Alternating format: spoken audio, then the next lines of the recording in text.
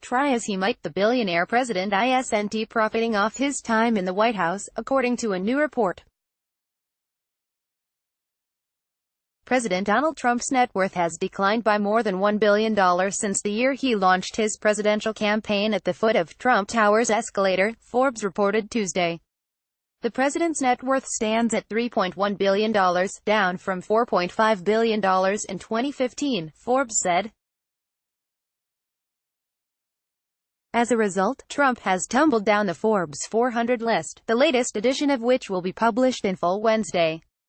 Trump was the 248th wealthiest person in America on Forbes' 2017 list.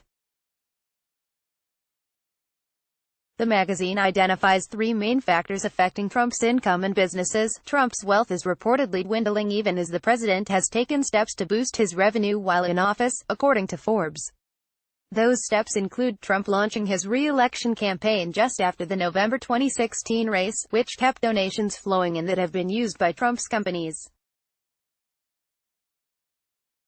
The Trump Organization did not respond to CNBC's request for comment on Forbes' report. But Eric Trump told the magazine in a statement, "My father made a tremendous sacrifice when he left a company that he spent his entire life building to go into politics. Everything he does is for the good of the American people. He has zero involvement in the Trump Organization, and quite frankly to suggest otherwise is outrageous."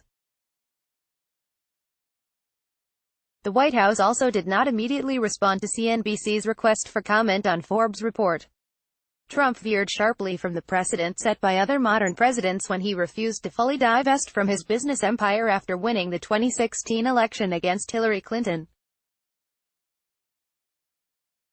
Instead, he transferred his assets to a trust run by his sons, Eric Trump and Donald Trump Jr., as well as the Trump Organization's chief financial officer, Alan Weisselberg. Weisselberg was granted immunity by federal prosecutors investigating Trump's former personal attorney, Michael Cohen. In August, Cohen pleaded guilty in August to 8 criminal counts, including making payments in violation of campaign finance laws, which he said were made in coordination with Trump for the principal purpose of influencing the election. Meanwhile, Trump's bombastic rhetorical style on the campaign trail and in the White House appears to have made some businesses reluctant to forge relationships with the Trump Organization, according to Forbes. Trump kicked off his campaign by claiming that the people Mexico sends are bringing drugs, crime and rape to the U.S., and later that year called for a total and complete shutdown of Muslims entering the United States until our country's representatives can figure out what is going on. As a result of his contentious positions, the licensing aspect of the Trump Organization, in which Trump sells his name to be displayed prominently on buildings and products that he may not actually own or be liable for, has reportedly taken a massive hit.